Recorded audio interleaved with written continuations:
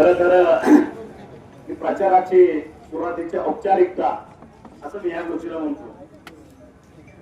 कारण लोक तेच, नेते तेच, जनता तेच, वोटर तेच, परिसर हाच, नवीन काय त्याच्यामध्ये. आणि राहिला विषय बापूचा, परत बापूवर येतोय. काय माहित आहे मला माहित नाही, पण ते बापू असल्याशिवाय माझं पुढे चालत होतं. काय वाटलंय मला माहित. मी त्याच्यावर नाती निघतान, आता मी म्हणत नाही पुतण्यासारखं करेन, पोरासारखं करेन, नाती 20 वर्ष उडाल्या आलं लक्षात. बरोबर आहे की नाही. ही नाती काल बाहेर झाली, वाट लावली ह्या लोकांनी.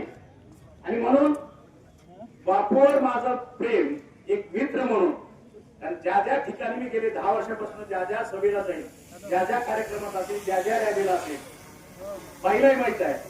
पहिली आमची एकत्रित सभा आम्ही पाण्यात घेतली नगर परिषदेची. पहिलं विचारलं पाहिजे की बापूला पहिलं बोला.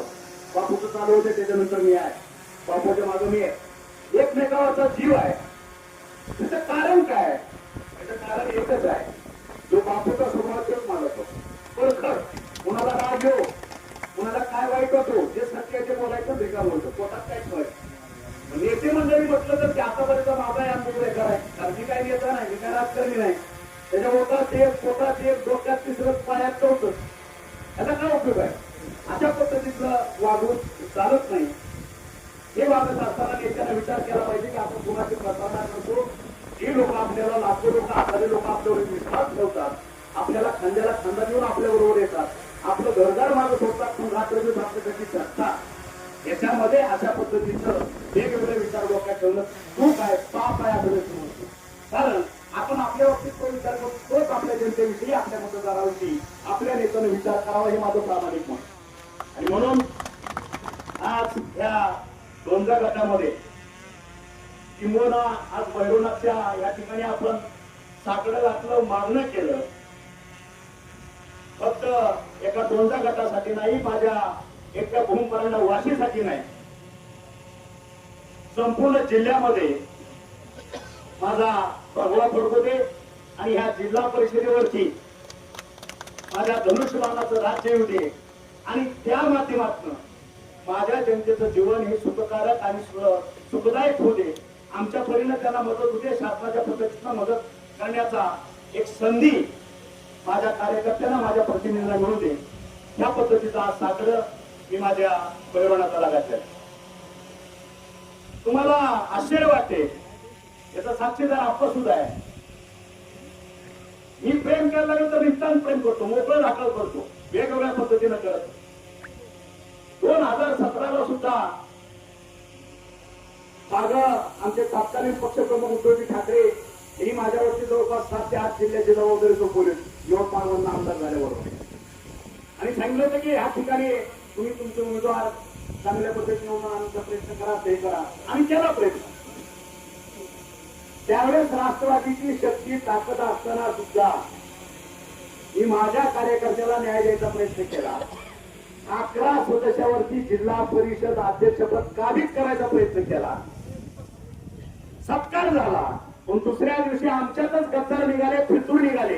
त्यांनी 4 लोक ह्यांना पाठवून दिली आणि आमचा जिल्हा अध्यक्ष व्हायचं त्यावेळेस कळलं.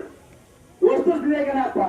नाहीतर 2017ला शिवसेनेचा भगवा धनुष्यबाण जिल्हा परिषदेवरती लागला. या पद्धतीचं काम करण्याची माझी पद्धत आहे. आणि म्हणून 2017ची परिस्थिती आज 9 वर्षांनी यश लागले. 2017 ते 26. आणि मला खात्री आहे यावेळेस जिल्हाभर आज आपल्या याच्यामध्ये आपण 13 ते 13 शिवसेनेचे आणि 26 आणि तालुका पंचायतचे 10 मध्ये असेल, कळमध्ये असेल, तुळजापूरमध्ये असेल. ज्यांना एवढे फॉर्म मिळाले ते ठीक आहे, ज्यांना दिले नाहीत ते आपल्या पक्षाचं काम करणार नाहीत. पक्षाचे कर्मे शिवसेने यांच्या पाठीमागं मी सातत्याने उभा असतो आणि आजही उभा. आणि तुम्हाला थोड्याच दिवसात कळेल, ज्या दिवशी निकाल लागेल 9 तारखेला, त्याच वेळेस तुम्हाला कळलेला असेल की या जिल्हा परिषदेवरती शिवसेनेचा भगवा फडकलेला आहे. आणि मग हे करत असताना विकासाची गंगा आपल्या तळागाळात पोहोचण्यासाठी, शेताच्या बांधापर्यंत पोहोचवण्यासाठी, आपल्या शेतकऱ्यांच्या उंबऱ्यापर्यंत विकास पोहोचवण्यासाठी एक कारवा शिवसैनिक, सर्वसामान्यातला माणूस ह्याची गरज आहे. आणि ह्या पद्धतीचे सगळे उमेदवार आपण ह्या सगळीकडं भूम परांडा वाशी असेल, धाराशिव असेल, कळम असेल, तुळजापूर, उमरगा, लवारा या ठिकाणी दिले. आणि हे काम करत असताना आम्ही आता दुसऱ्या फळीची माणसं पुढे आले. तुमच्या लक्षात आला असेल, आता आमचे तालुका पंचायत सदस्य बघा, आम्हालाचा आमचा जिल्हा परिषद सदस्य बघा, आप्पा बघा, तसेच खाली जसं तुम्ही भूम परांडेकर वाशीकरचा नवीन नवीन पोरं सगळे काढलेले. आता यांच्याकडे काम सोपवणं गरजेचं आहे. ही सुरुवात आम्ही आमच्या कार्याचा आमच्या माध्यमातून आम्ही सुरू केली. आणि मग पुन्हा बुद्धिभेद परत येतात त्या मुद्द्यावर येतो. आमचं घर एकच आहे, आम्ही एकत्रच आहे, हे गुपचूप हे आपल्याला करू नका, त्या एकत्रेच्या ठिकाणी करू नका. आमचं ठरलंय, काय ठरलं बिलेलं नाही. धनुष्यबाणाची शपथ घेऊन सांगतो, भैरवनाथाची शपथ घेऊन सांगतो, जर कुणी बुद्धिभेद करत असेल त्याला खड्यासारखा बाजूला करा, त्याची अवकाश दाखवा.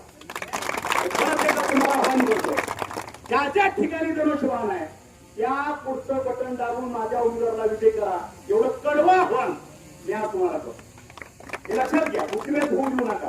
कारण आपल्याला धनुष्यबाणानं काय दिलं आपल्या आयुष्यामध्ये, काय केलेलं आहे ह्याचं कुठेतरी सिंहावलोकन करणं ही गरज आहे. म्हणून जर माझ्या पक्षाची, माझ्या धनुष्यबाणाची, माझ्या भाग्याची जर प्राधान्य कोणी करणार असेल तर त्याला माझ्या सर्व जनतेला नम्र आव्हान आहे, कळतोयचं आव्हान आहे, त्यांनी त्याला खऱ्यासारख्या बाजूला करा. पक्षाने आपल्याला भरपूर दिले, आलं लक्षात. आणि मग पक्षाच्या माध्यमातून जी जी जबाबदारी माझ्यावरती पडेल, जिल्ह्याच्या असेल, 2 जिल्ह्याच्या असेल, 3 जिल्ह्याच्या असेल, आदेश आला की मी त्या पद्धतीने काम करायला चालू करतो. त्या ठिकाणी कुठलंही 19-20 किंवा बघू करू ही पद्धत माझ्याकडे नाही. आणि म्हणून मी तुम्हाला परत परत आवाहन करतो की आज आपण जे काही माझे 13 सदस्य या ठिकाणचे आणि 26 जिल्हा परिषद आपल्या तालुका पंचायतचे या सर्वांना विजयी करावं या निमित्तानं आवाहन करतो. आणि मला वाटतं आप्पा अण्णांनी सांगितलेलंच आहे, निवडून येणं हा विषय राहिलेला नाही तुमच्यासाठी. आलं लक्षात.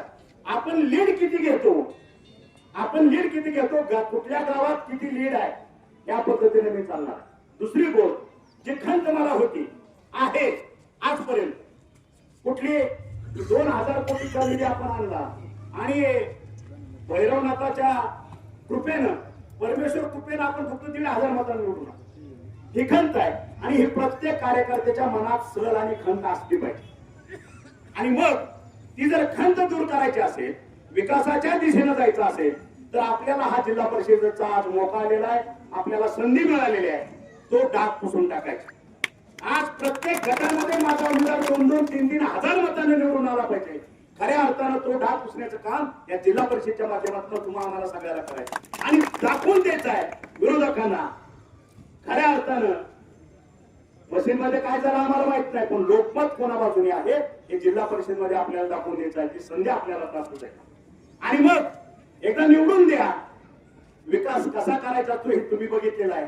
ही कुठलाही माझा जिल्हा परिषद सदस्य असेल, तालुका पंचायत सदस्य असेल, तुमच्या सगळ्याच्या साक्षीने सांगतो, जी जी कामं तुम्ही द्याल, विकासाची नाळ कशी असते हे पुढच्या 5 वर्षात आम्ही तुम्हाला दाखवू. आणि जर तुमच्या मनाजोगा विकास जर झाला नाही तर आमचं थोबाड आम्ही काळ करू, तुम्हाला पुन्हा तोंड दाखवणार नाही याचंही तुम्हाला बेवचन. म्हणून आज भैरवनाथाच्या नगरीमध्ये परत एकदा या संपूर्ण माझ्या तालुक्यातील मतदारांना आवाहन करतो, आपण फक्त 2 गटापुरतं इथं मारे राहू नका. आज कोणाचे पाहुणे रावळे, मित्र, परिवार, सगळे सोयरे आत्या ह्याच्यात सगळे पसरलेले आहेत. प्रत्येकानं आपापलं जे विजन आहे, आपलं जे तत्व आहे त्या तत्वाला जागून आपण सांगणं गरजेचं आहे की मतदान फक्त धनुष्यबाणाला आणि धनुष्यबाणालाच करायचं आहे. आपल्याला बहुमतानं त्या जायचं आहे. या ठिकाणी आपला सभापती झाला पाहिजे, उपसभापती झाला पाहिजे 3 तालुक्यामध्ये, आणि जिल्हा परिषदेवरती आपल्या भगव्याचा जेडपी अध्यक्ष झाला पाहिजे. आज आपण शपथ घेऊया आणि 9 तारखेला गुलाल आपलाच आहे याची तयारी करूया. एवढंच बोलतो आणि संपवतो. जय हिंद, जय महाराष्ट्र.